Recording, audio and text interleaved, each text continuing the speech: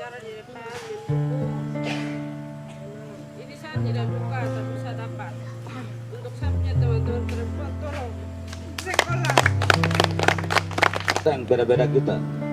Jadi tujuan itu kami bersih hadir untuk mengarahkan adik-adik kami regenerasi yang akan menyusun itu benar-benar membelah dan membentuk karakter reformasi itu tujuan. Nomor pertama dari saya jawab dari Kemu Beswi dulu. Kemu Beswi itu tidak ada kaitannya dengan politik, tidak ada kaitan. Dari Benawa untuk Yalimo, kisah Obaja Del menuju gedung DPRD dengan semangat perubahan. Jayapura, Anggrek, Papua, di bawah langit biru yang menaungi pegunungan Papua. Lahirlah seorang anak dengan semangat yang kelak menjadi harapan masyarakat Yalimo.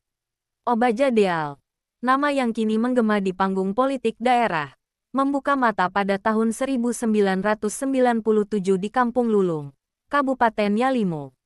Kehadirannya bertepatan dengan saat penting, ketika Injil pertama kali masuk ke Kampung Taniblu, dibawa oleh Enos Wisabla dan keluarganya. Saya merasa seperti anak anugerah, lahir bersamaan dengan momen bersejarah itu, kenangnya, seolah memancarkan cahaya dari kisah masa kecil yang penuh makna. Meski jalan menuju pendidikan tidak semulus aspal kota, Obaja memulai langkah kecilnya di Taman Kanak-Kanak TK pada tahun 2002. Ia lulus pada tahun 2004, sebuah tonggak pertama dalam perjalanan panjangnya. Setahun kemudian, ia dibaptis di kampung halamannya, sebuah momen yang ia gambarkan sebagai pengikatan janji iman untuk memulai hidup baru. Pada tahun 2006, ia melanjutkan pendidikan di sekolah dasar SD dan menyelesaikannya pada tahun 2009. Meninggalkan kehangatan kampung halaman, Obaja melangkahkan kaki ke Wamena untuk menempuh pendidikan di SMP Yakpesmi. Tahun 2012 menjadi penanda lulusnya dari jenjang tersebut. Di sana, ia tidak hanya belajar ilmu pengetahuan, tetapi juga kepemimpinan.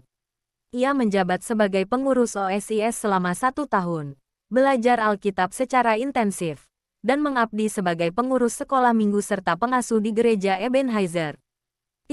Melayani itu mengajarkan saya arti sejati dari pengorbanan dan cinta terhadap sesama, ujarnya.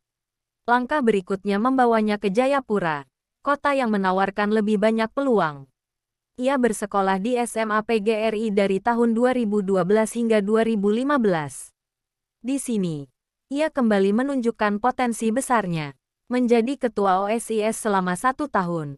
Memenangkan juara pertama Olimpiade Matematika tingkat kota Jayapura pada tahun 2014, dan berhasil lolos seleksi SNMPTN ke Universitas Cenderawasih, Fakultas Ilmu Sosial dan Ilmu Politik, FISIP. Ia juga sempat mendapat kesempatan emas berupa beasiswa belajar ke Australia, tetapi takdir mengarahkan langkahnya kembali ke tanah Papua karena keterbatasan biaya. Perjalanan menempa diri dalam organisasi dan aktivisme. Dunia organisasi menjadi arena di mana Obaja menempa dirinya.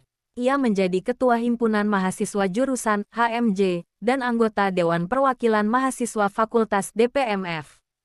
Tahun 2019, dengan semangat membara, ia mencalonkan diri sebagai anggota DPRD Kabupaten Yalimo melalui Partai Gerindra. Meski hasilnya belum berpihak padanya, Obaja menyebutnya sebagai kemenangan yang tertunda. Tahun 2020 menjadi titik balik penting. Sebagai aktivis mahasiswa, ia terlibat dalam berbagai kegiatan yang memperjuangkan hak rakyat. Ia juga memimpin tim sukses salah satu pasangan calon kepala daerah di Kabupaten Yalimo. Meskipun harus menghadapi 3 kali persidangan di Mahkamah Konstitusi, hasil akhirnya belum sesuai harapan. Namun, pengalaman itu memperkuat keyakinannya bahwa perjuangan tidak pernah sia-sia. Dari pemilu ke parlemen, langkah besar untuk Yalimo. Pada tahun 2024, Obaja kembali mencalonkan diri sebagai anggota DPRD Kabupaten Yalimo.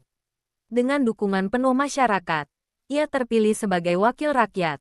Pada tanggal 9 Desember tahun 2024, ia resmi dilantik di Wamena, membawa harapan besar dari rakyat Yalimo ke panggung parlemen. Sebagai anggota DPRD, Obaja tidak hanya membawa semangat, tetapi juga visi yang jelas. Ia melihat distrik Benawa, dengan 37 desanya, sebagai cerminan ketertinggalan yang harus segera diatasi. Pedesaan ini seperti rumah tua yang penuh debu, membutuhkan sentuhan kasih dan perhatian agar bisa kembali bersinar, ungkapnya. Infrastruktur jalan yang belum memadai, fasilitas kesehatan yang jauh dari standar, hingga pendidikan yang kurang merata menjadi prioritas dalam agenda kerjanya. Obaja juga menyoroti pentingnya pengawasan terhadap dana desa. Banyak kepala desa yang hanya mengambil uang dan meninggalkan masyarakat dalam ketidakpastian. Ini harus dihentikan, tegasnya. Selain itu, ia berkomitmen untuk melindungi sumber daya alam di Benawa, seperti emas, kaharu, dan kulit masoy, dari eksploitasi liar. Sumber daya alam adalah warisan leluhur yang harus kita jaga untuk anak cucu kita. Misi untuk menyatukan dan membangun. Dalam 5 tahun ke depan, Obaja memiliki visi besar untuk membangun tugu perdamaian antara suku Mek dan suku Kabauri, simbol rekonsiliasi dari konflik masa lalu.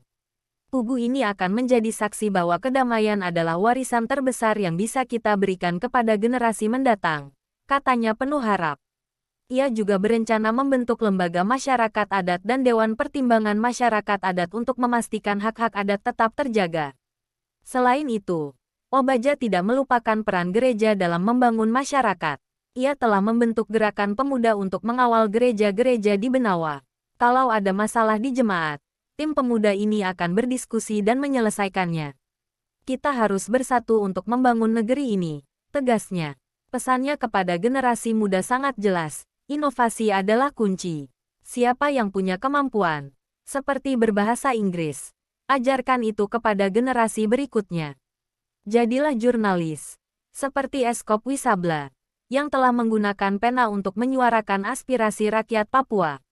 Dunia ini luas, dan potensi kita tak terbatas, tutupnya. Penulis, Eskop Wisabla, Editor Mutiara Papua.